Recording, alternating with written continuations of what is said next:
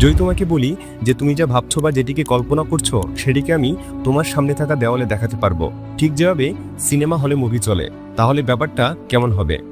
না, আমি মজা করছি না। 1893 সালে ঠিক এমনটাই ঘটেছিল। একটা ইন্টারভিউতে নিকোলা টেসলা বলেছিলেন, আমি আপনাদের ব্রেনকে পড়তে জানি। আপনারা এখন ঠিক যা যা ভাবছেন সেই সমস্ত কিছু আমি আপনাদের সামনে থাকা এই দেয়ালটিতে উপস্থাপন করতে পারবো। ভাবতে একটু অবিশ্বাস্য মনে হলো, নিকোলা টেসলার কাছে এই ধরনের ডিভাইস তৈরি একটি পূর্ণাঙ্গ থিওরি ছিল। শুধু এটুকুই না, টেসলার কাছে এমন একটি ডিভাইস ছিল যে ডিভাইস এত বেশি শক্তি উৎপাদন করতে পারত যে কোনো ব্রিজ কিংবা বিল্ডিং খুব সহজেই ধসে পড়ে যেত। তার সেই ডিভাইসটি যখন তিনি পরীক্ষা করতে গিয়েছিলেন তখন তার ল্যাব এবং আশেপাশে থাকা বিল্ডিংগুলো সজোরে কাঁপতে শুরু করে, যার ফলে টেসলা অনেক বেশি ভয় পেয়ে যায় এবং তার সেই ডিভাইসটি হাতুড়ি দিয়ে ভেঙে ফেলতে বাধ্য হয়। তাছাড়া তিনি এমন আরেকটি ডিভাইস তৈরি করেছিলেন যার মাধ্যমে সমুদ্রে অনেক বড় বড় ঢেউ সৃষ্টি করা যেত। হয়তো শুনতে একটু অবিশ্বাস্য মনে হচ্ছে, কিন্তু যেই মানুষটা দিনের 24 ঘন্টার মধ্যে 20 ঘন্টাই এগুলো নিয়ে ব্যস্ত থাকতেন, তার কাছে এগুলো মোটেও অসম্ভব না। টেসলা এমন একজন মানুষ যে কিনা টাইম মেশিনের মতো অসম্ভব জিনিস আবিষ্কারের জন্য দিনরাত পরিশ্রম করে গেছেন। হয়তো টাইম মেশিন আবিষ্কার করতে পারেননি ঠিকই, কিন্তু তার চিন্তাভাবনার চেষ্টা ছিল এক অন্য লেভেলের। এমনও গুঞ্জন রয়েছে যে টেসলার সাথে নাকি এলিয়েনদের যোগাযোগ হয়েছিল। তবে তার এত সব আবিষ্কারের পরেও জীবনের প্রায় শেষ মুহূর্তে এই মাস্টারমাইন্ডকে খুব কষ্টে থাকতে হয়েছিল। নগর বায়োস্কোপের আজকের ভিডিওতে আমরা তোমাকে জানাবো নিকোলা টেসলা সম্পর্কে, যে বিজ্ঞানীকে তৎকালীন পৃথিবী প্রাপ্য মর্যাদাটুকু দিতে পারেনি। Nikola Tesla, the greatest inventor of the age.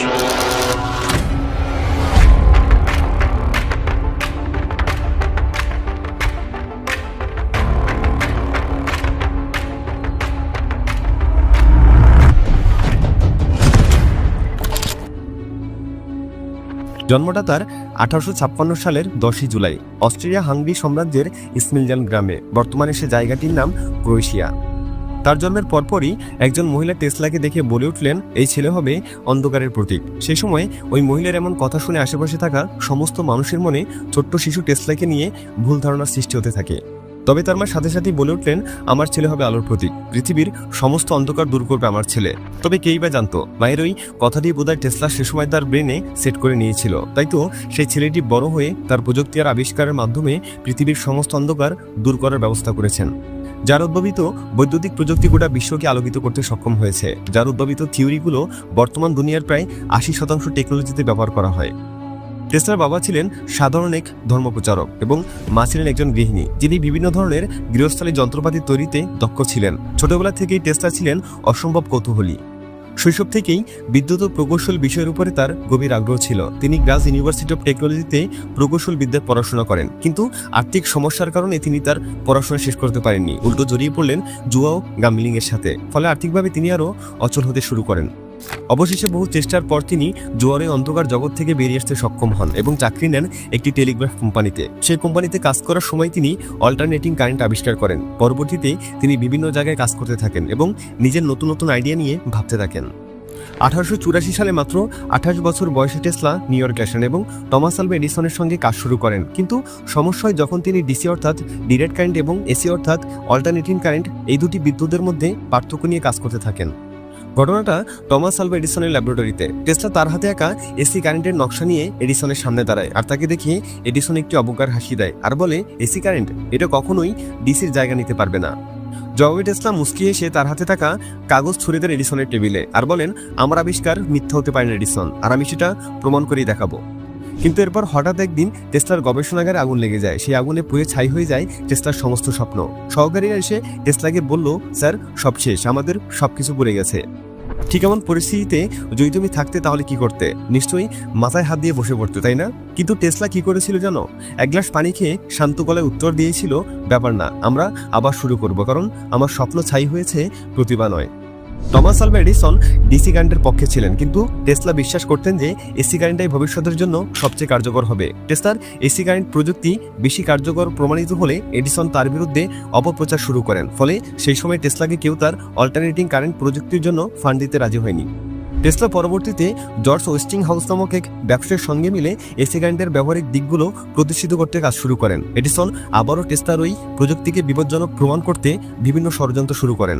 কিন্তু 1893 সালে শিকাগো ওয়ার্ল্ড ফেয়ারে এসি কারেন্টের ব্যবহারের মাধ্যমে টেসলা তার সাফল্য নিশ্চিত করেন এবং শেষ পর্যন্ত টেসলার এসি কারেন্টটাই আধুনিক বিদ্যুৎ ব্যবস্থার ভিত্তি হয়ে ওঠে। নিকোলা টেসলা ছিলেন সত্যিকারের এক মাস্টারমাইন্ড। তার কিছু উল্লেখযোগ্য আবিষ্কারের মধ্যে রয়েছে অল্টারনেটিং বিদ্যুৎ ব্যবস্থা, যা আজকের দুনিয়ায় বিদ্যুৎ সরবরাহ ব্যবস্থার ভিত্তি।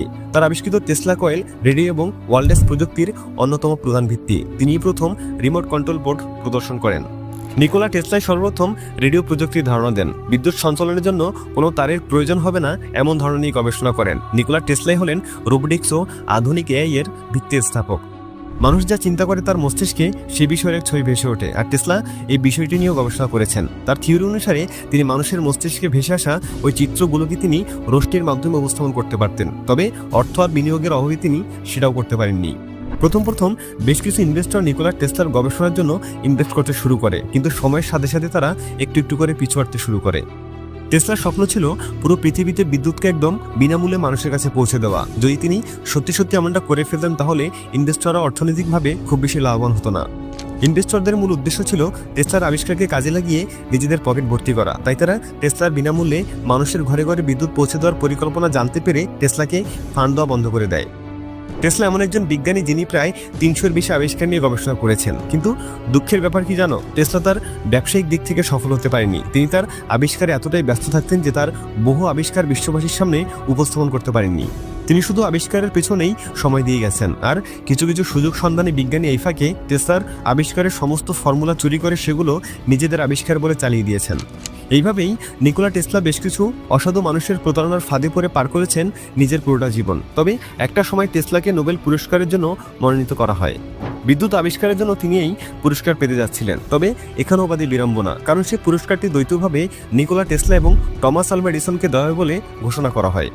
কিন্তু এডিসন টেসলার সাথে যা যা করেছে সমস্ত কিছু মেনে নিতে না পেরে টেসলা নোবেল পুরস্কার নেবে না বলে ঘোষণা দিয়ে বসেন, যার ফলাফলস্বরূপ টমাস আলভা এডিসন এককভাবে বিদ্যুৎ আবিষ্কারের জন্য নোবেল পুরস্কার পান। একবার একজন সাংবাদিক টেসলাকে প্রশ্ন করেছিল, আপনার সবচেয়ে বড় দুঃখ কী?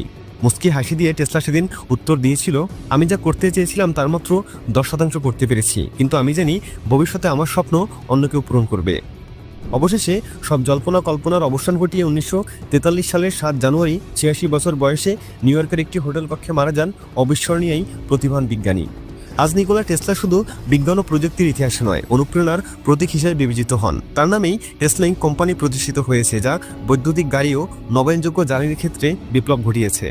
টেসলার জীবন আমাদের শেখায় সত্যিকারের প্রতিভাবানরা সবসময় তাদের যোগ্য মর্যাদা পায় না, কিন্তু ইতিহাস তাদের কখনোই ভোলে না। শেষ করছি টেসলার একটি বিখ্যাত উক্তি দিয়ে, যদি তুমি মহাবিশ্বের সমস্ত গোপন রহস্য সম্পর্কে জানতে চাও তাহলে শক্তি, কম্পন ও তরঙ্গ নিয়ে ভাবতে শুরু করো।